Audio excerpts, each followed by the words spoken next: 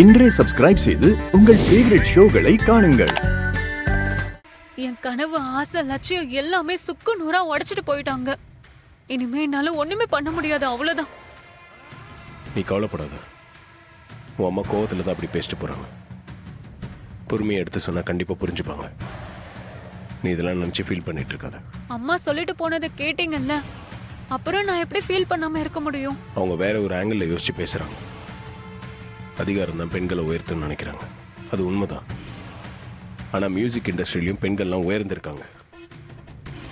ஏன் ஜானகி அம்மா, சுசிலா அம்மா, இவங்கள மாதிரி ஜெயிச்சவங்க எத்தனையோ பேர் இருக்காங்க.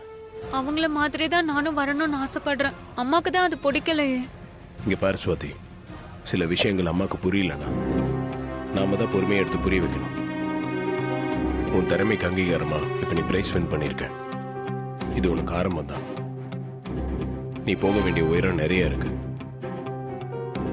நீ அதை பத்தி மட்டும்தான் ஃபோக்கஸ்டா இருக்கணும்.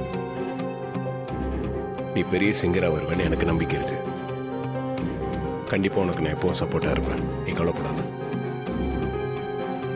நீங்க இருப்பீங்க, ஆனா அம்மா, உன் அம்மா ஒரு விஷயத்துல ஸ்ட்ராங்கா இருக்காங்க. அவங்க கிட்ட கொஞ்சம் கொஞ்சமா பேசி அது அப்படி இல்லை அப்படின்னு நம்ம தான் கன்வின்ஸ் பண்ணணும். அப்படி பண்ணாலே போதும், அவங்களும் உனக்கு கண்டிப்பா சப்போர்ட் பண்ணுவாங்க. இவர் சொல்றதும் சரிதான் ஸ்வாதி. நானும் உனக்கு துணையா இருப்பேன்.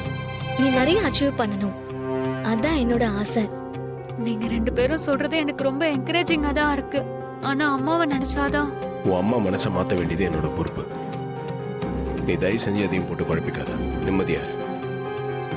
பாடுறது மட்டும் எந்த காரணத்துக்காகவும் நிறுத்திடாத. அது ரொம்ப முக்கியம்.